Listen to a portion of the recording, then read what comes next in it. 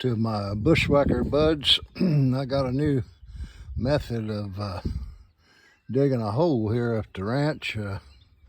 You can see there in the foreground is the hole I'm digging for my tower, and I've decided I could take that 2-meter 440 band beam there and act like a ground penetrating radar.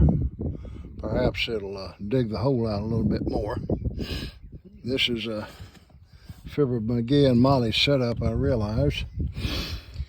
And this is the so-called upper cabin, which is supposed to be primitive. That's really, I wanted it to be like a sharecropper thing to do my living history stuff with, old West Town, whatever. So wasn't supposed to be nice.